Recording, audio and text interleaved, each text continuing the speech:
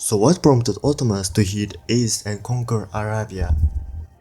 It was not Selim who changed the direction of Ottoman conquest, but rather circumstances that surrounded Selim at the time of his ascension to the throne of Sultanate.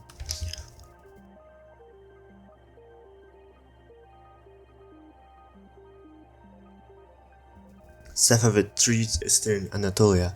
Safavid state in Iran was in the first the greatest danger surrounded Ottoman Empire and prompted its Sultanate eliminated.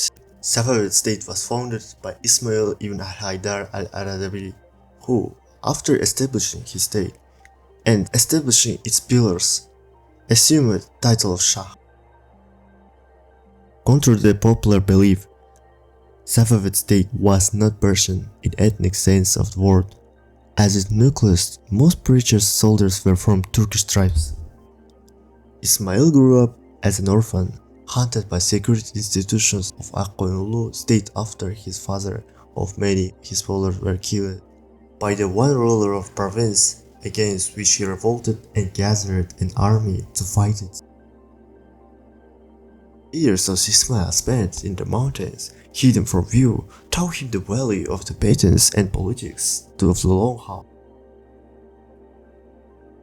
Danger of Safavid state was not only represented by its army's military capabilities, but also the ideas which an army preachers took it upon themselves spread among common people and the ruling elites.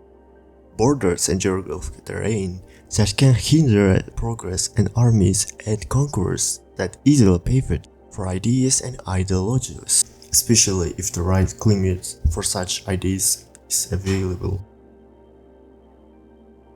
Sufism that characterized that era was not one of the biggest factors helped the spread of Safavid cult, as it was not a Sufism-based asceticism as much as it was a deviant Sufism based on divinity and supernatural powers of the imams and their prayers without both.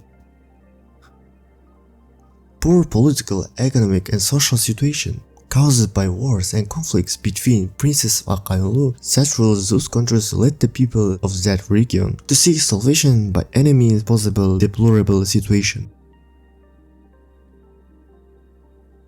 Approach taken by Shah Ismail in his expansion was based on the erudition of other Islamic sects, especially Sunnis, using sticks, terrorism and torture in addition to adopting the Dweller sect as the only official doctrine throughout his state.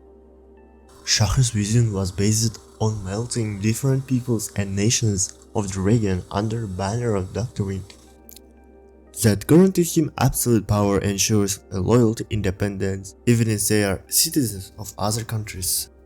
Therefore, Shah Ismail followed in the footsteps by his father claiming by their lineage to Ahl Bayt and claimed Baghdadi, thus putting a limit on the jurisprudence of Shia scholars themselves and sailing from the freedom movement in a role in society that only removed with the demise of the Safavid state itself.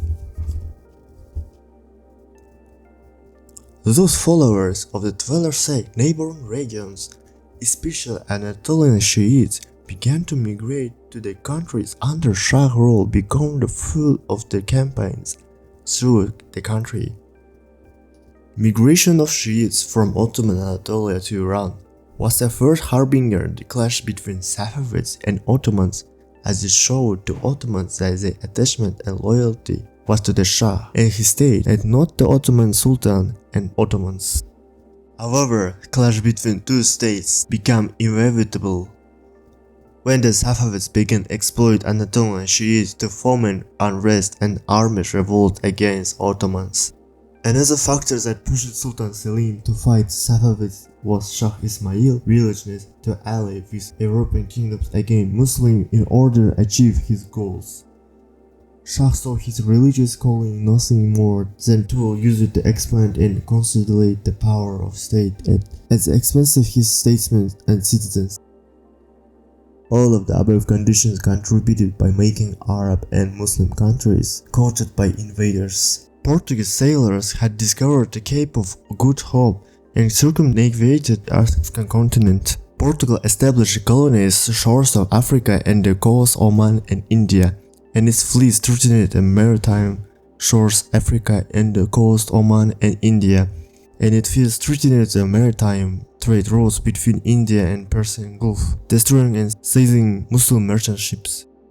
In addition, Portuguese fleets sought to raid the port of Jeddah and occupied the Muslim holy cities. The Mamluks tried to put an end to the practice of the Portuguese but failed miserably.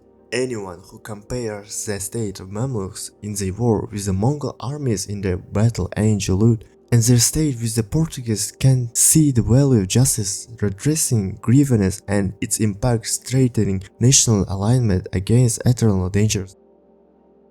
Our people with living determination and strong will are not defeated by enemies or armies, but they are defeated when they are first defeated from within. In conclusion, there were some reasons prompted Sultan Selim to direct his conquests to the east south to secure eastern Anatolia and annex Arab and Kurdish lands to his state as the only leader capable of reuniting Muslims, safeguarding their rights, and defending their country. Ottomans were simple ones capable of stopping Portuguese advance and minimizing its effects.